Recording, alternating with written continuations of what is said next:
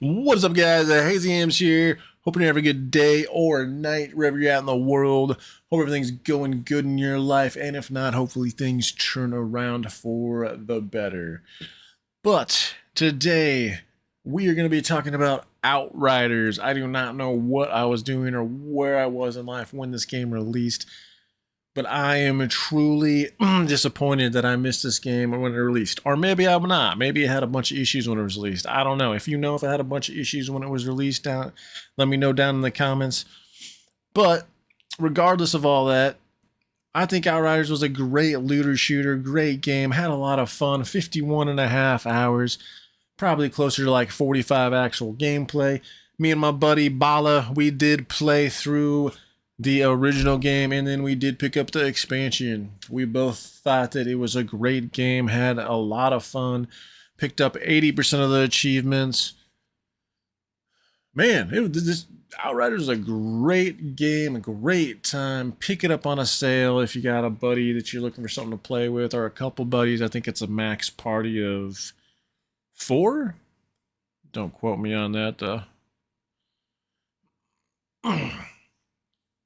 But without further ado, let's get right into it. Graphics, guys. Graphics are going to be an 8 out of 10. Easy. I think that the guns looked good. The weapons, the armor, the monsters, the enemies, the world environment all looks really well done.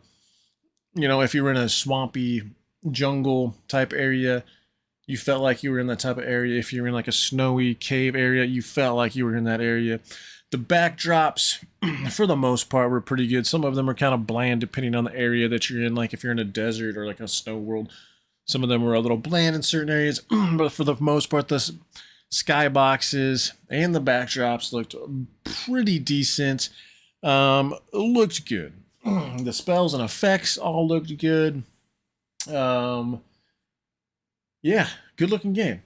Graphics 8 out of 10. Sound and music, I give a 7 out of 10. I'm gonna get music out of the way right away. So music, I honestly don't have a lot of recollections of the music.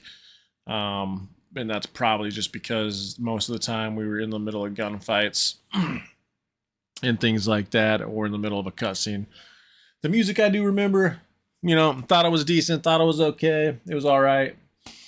The sound, the gun sounded good, spells sounded good. You know, just yeah, everything sounded good, man. The voice acting was very well done. Actually, surprisingly well done. And I don't know why I say surprisingly quite a bit throughout this playthrough. And it was, I don't know if I just didn't think that this looter shooter was going to be very well done or what. I don't know what I was expecting. But at some point I was expecting to be kind of disappointed, but this game was very well done. Had a lot of fun playing it. Yeah, so monsters sounded good, voice acting was good. So sound and music, give it a 7 out of 10. Nothing to write home about. Characters and story, 7.5 out of 10. The characters and story were pretty good. It has a decent sci-fi story to it. Per usual, not going to go into too much details or anything like that regarding the story, but the sci-fi story did have a few twists and turns. Thought it was good. Some of the things I got a little lost in. Maybe it was a little too sci-fi for myself. But for the most part, it was pretty decent to follow and had a good story to it. The struggle between good and evil was very well done. It was, and along with that struggle between good and evil is where you kind of run into some of those twists and turns. Let's see here. What else for characters and story? Yeah, man. I mean, I didn't expect the characters and the voice acting and the writing of the story to honestly be that good. And my buddy and I playing through it numerous times were like, man, like the voice acting is actually pretty damn good. And then we'd be like, dang, the story is actually pretty dang good. I mean, overall, this game was very well put together. Character and story, 7.5 out of 10. Gameplay, we're gonna give a 7 out of 10. Gameplay was very well done, but I can see where some people would get really tired of this really quick because it is very repetitive, very linear. And as you can see, some of the mobs do have some pretty hefty health pools, and the health pools only keep going up as you get further in the game and as you increase your apocalypse tier. As you can see on my screen right there, we're at apocalypse tier 6. That level keeps increasing, which means the difficulty keeps increasing and keeps going up. But I thought that was kind of a cool system. You know, as you get stronger, then the enemies get stronger, or the difficulty goes up. Kind of a cool system. I liked it. Thought it worked pretty dang good. Okay. Speaking of the spongy enemies or the meat shield enemies, it didn't really bother me all that much.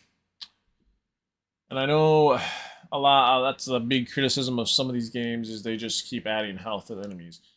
And I don't know if it didn't bother me that much just because we were doing pretty good DPS throughout, or if I just liked the gameplay loop that much where it didn't bother me that much. Regardless, though, there are some pretty hefty meat shield enemies, sponges.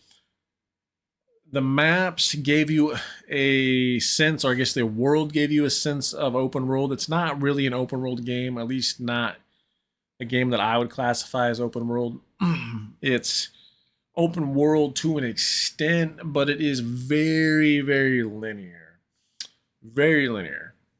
Which is fine, honestly. It's so like right here you can kind of give a sense here of it.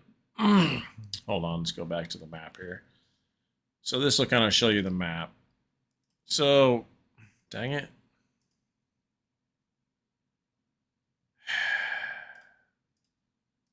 Dang it.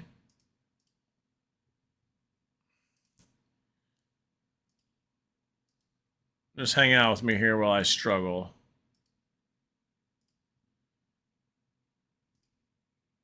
Okay. So right here is the map. So what I mean by it's linear is like, here's your base camp, right? You start at your base camp and you work your way out. So like these paths are super linear, right? So then you'd come up here, make your way. This is a checkpoint. So now when you get here, you can go through here or here. And when you come to here or here, it's a door. So you press your interact button and you get teleported into this area now or this area now. So then you're in here, there's only one way to go, right? Boom. You get another checkpoint. Now there's, looks like maybe 2 ways to go. And then we'd come over here. And then checkpoint. You know, it's linear here. Linear here. Like it gives the perception of open world, but I don't classify this as open world. This is more of like a linear open world. Anyways. So the world was fine though. I thought the world was very well done. Had enough biomes. I think I said that right. To like different areas like the snow, desert, jungle, forest, swamp, those type of things. Crafting was pretty good. It wasn't too complicated, not too easy. There honestly wasn't a whole lot of crafting as far as like actually making items, but you could like go in and like modify your items or edit your items as far as like what ability buffs they had on them and things like that. It was a good system. I liked it. Ability system was good on the original game. Then you go jump over to the expansion and the ascension system and essentially like a paragon system or PAX points, I think is what they call them. Or maybe it's vice versa. Anyways, the expansion ability system wasn't all that impressive, honestly. My buddy and I both thought they could have done a lot more with that. and really expanded on that. It was okay, and it gave you some power creep, but it was the expansion stuff was kind of lackluster. I can see why it got mixed reviews. Bugs and cons. So we did run into a few weird things. Some of the quests would bug, and the arrow leading to the quest that you'd actually need to go to would be directing you to a completely different quest. Not sure why that happened or why it wasn't working properly. There was also another instance where we'd be doing a quest or trying to do a quest, and for some reason we would have to go turn in a previous quest that we completed before we could continue on with the other quest.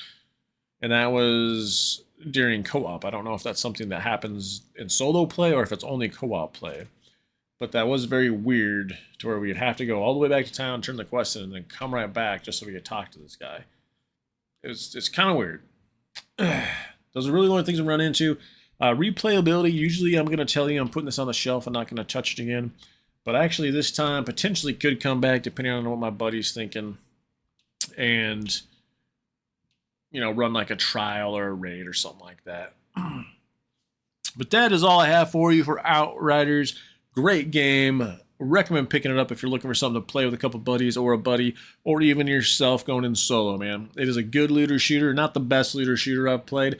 It'll keep you entertained, but you also might hate it. Like I said, the enemies are kind of sponges at times.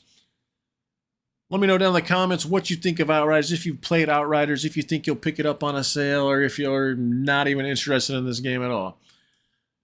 Please like, please sub. Every like, every comment is much appreciated. Much love to the people that have subbed and to the people that do comment. I appreciate every comment, every like, every sub. Have a good day or night wherever you're at in the world, and we will see you on the next one.